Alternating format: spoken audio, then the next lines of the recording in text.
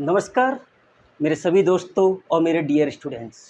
आज मैं आपके सामने यूट्यूब पर इंग्लिश ग्रामर को कैसे एक नेचुरल और इजी वे से सिखाया जाए उसकी वीडियो आज मैं अपलोड कर रहा हूँ। ये मेरा पहला वीडियो है। अगर आपको पसंद आए तो प्लीज़ लाइक, शेयर और सब्सक्राइब करना ना भूलें। वैसे तो आपको यूट्यूब पर बहुत सारी इंग्लिश ग्रामर की वीडियोज़ मिलेंगी, लेकिन मेरे स्टूडेंट्स के कहने पर मैं ये वीडियोज़ अपलोड कर रहा हूँ, तो इसे देखते रहिए और ध्यान से समझते रहिए। जैसा कि आप सभी लोग जानते हैं कि सबसे पहला किसी भी भाषा को सीखने के लिए उसकी ग्रामर यानी कि व्याकरण का ज्ञान होना बहुत ज़रूरी है। जैसे कि हिंदी में हमारे कुल 44 अक्षर होते हैं, जिसमें 11 स्वर यानी कि जिन्हें वॉवेल्स कहते हैं और 33 कॉन्सोनेंट्स यानी कि व्यंजन होते हैं। ठीक इसी प्रकार इंग्लिश में हमारे 26 लेटर्स होते हैं, जिनमें से 5 वॉवेल्स और 21 कॉन्सोनेंट्स कहलाते हैं। Grammar teaches us how to read,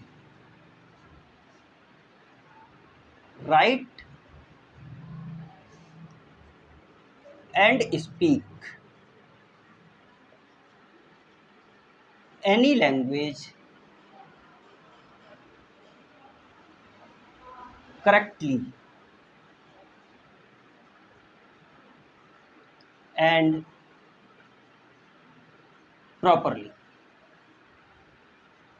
यानी कि ग्रामर वह शास्त्र है जो हमें ये बताता है कि किसी भाषा को हम कैसे बिल्कुल शुद्ध लिख सकते हैं, पढ़ सकते हैं और बोल सकते हैं। तो आप इस डेफिनेशन को ध्यान से देखिए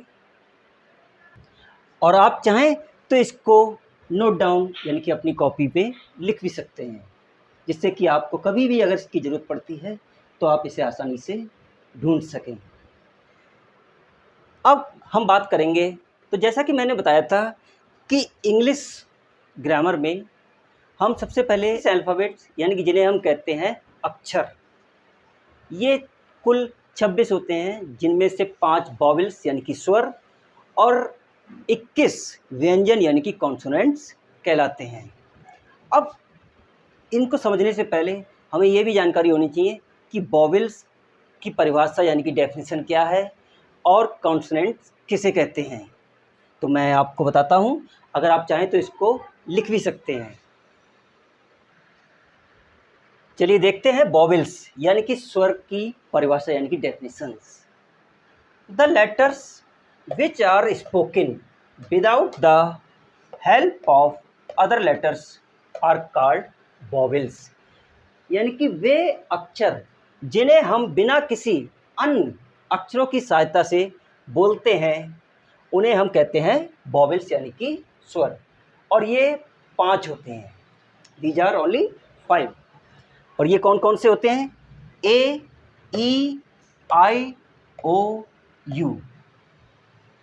फिर से एक बार देखते हैं, ए, ई, आई, ओ, यू। अब हम परिभाषा पढ़ते हैं कॉन्सोनेंट्स। तो कॉन्सोनेंट्स की डेफिनेशन यानी कि व्यंजन की डेफिनेशन क्या होती है? The letters which need the help of other letters which can be say vowels for pronunciation are called consonants. यानी कि वे अक्षर जिनको बोलने के लिए वॉवेल्स की सहायता लेनी पड़ती है, उन्हें हम कहते हैं कॉन्सोनेंट्स यानी कि व्यंजन। ध्यान से देखिए, और इसको अगर आप नोट डाउन करना चाहें तो इसे नोट डाउन भी कर सकते हैं। अब कॉन्सोनेंट्स यानी कि व्यंजन कौन कौन से होते हैं?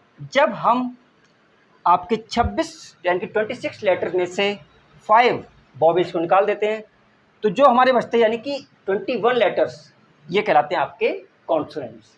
और ये होते हैं B, C, D, F, G, H, J, K, L, M, N, P, Q, R, S, T, V, W, X, Y, Z.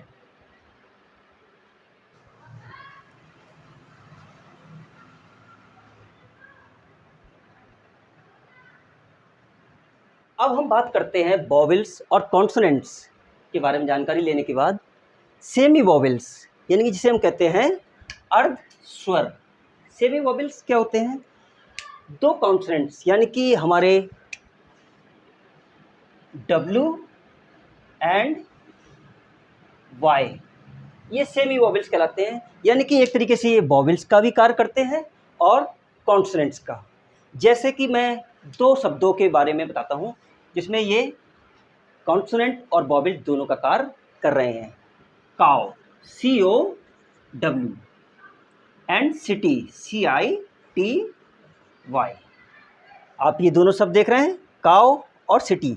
अब इसमें जो W आया है और सिटी में जो Y आया है, इसमें ये जो W है ये किस तरह की आवाज़ दे रहा है? ऊ की, काउ। और सिटी में ये जो Y है वो आवाज़ दे रहा है ई की। किसकी आवाज़ दे रहा है? ई की। तो यहाँ पर ये है तो आपके कॉन्सोनेंट्स, लेकिन आवाज़ दे रहे हैं वोवेल्स यानी कि स्वर की तरह, ऊ और ई की। तो इसलिए ये क्या कहलाते हैं? सेमी वोवेल्स यानी कि अर्ध स्वर। प्लीज़ इनको भी नोट डाउन कर लीजिए, क्योंकि कभी कभी ये आपसे पूछ लिया जाता है कि सेमी वोवेल्स क्या होते हैं। अब देखते हैं हम वर्ड यानी कि शब्द किसे कहते हैं। A word is a group of 2 or more letters that give some sense।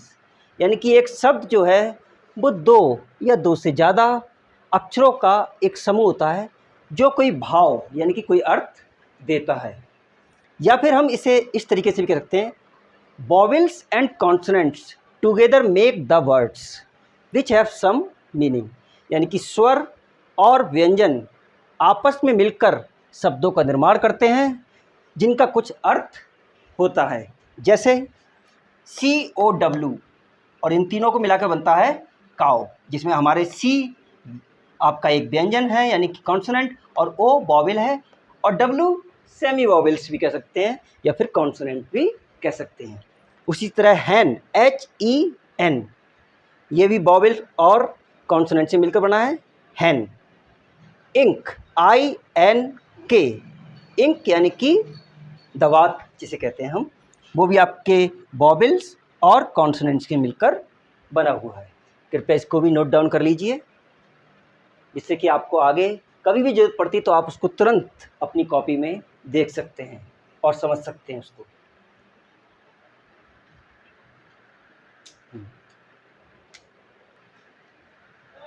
अब हम जानते हैं सेंटेंस यानी कि वाक्य के बारे में। सेंटेंस किसे कहते हैं तो इसकी डेफिनेशन पर हम ध्यान देंगे। A group of words that make complete sense is called a sentence. यानी कि शब्दों का एक समूह जो एक पूर्ण अर्थ देता है, एक वाक्य कहलाता है। जैसे कि हमारा वाक्य है एक, यानी कि sentence, his name is Suresh, उसका नाम सुरेश है। इसका हमें पूरा पूरा साफ साफ अर्थ पता चल रहा है, तो ये हमारा क्या कहलाया? एक सेंटेंस। दूसरा वाक्य एक और देखते हैं, Ravi is my brother, Ravi मेरा भाई है। इसका भी हमें पूरा पूरा ज्ञान यानी कि पूरा पूरा अर्थ पता चल रहा है, तो ये हमारा कहलाता है एक सेंटेंस। और जो शब्द दाएं बाएं लिखे हों, जिनका कोई अर्थ ना हो, जो एक अर्थ ना दें, उन्हें हम सेंटेंस नहीं कह सकते।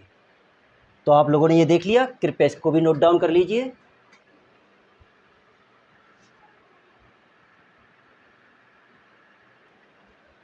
हाँ, तो अब लास्ट में हम एक बार इसको फिर से रिवाइज करते हैं। तो सबसे पहले हमने बताया था कि लेटर्स जो कि क्या क्या मिलकर बनते हैं, कॉन्सोनेंट्स और वोवेल्स। यानी कि टोटल 26 लेटर्स होते हैं, जिनमें से 21 कॉन्सोनेंट्स और 5 वोवेल्स। इन दोनों को मिलाकर बनते हैं हमारा वर्ड यानी कि शब्द। और जब हम कई तरह के वर्ड्स जिनका कोई अर्थ होता है और जो एक अर्थ देते हैं, आपस में मिलके एक भाव देते हैं, तो वो कहलाता है आपका सेंटेंस यानी कि वाक्य। और अगर हम इन सेंटेंस को आपस में जोड़ते जाएं, जो अपना अपना अर्थ बिल्कुल सही दे रहे हैं, तो हमारा कहलाता है वो बनकर पैराग्राफ। और अगर इन पैराग्राफ को भी हम जोड़ते जाएं, तो हमारी पैराग्राफ मिलकर सब बनते हैं स्टोरी, या फिर हम जिसे कहते हैं चैप्टर।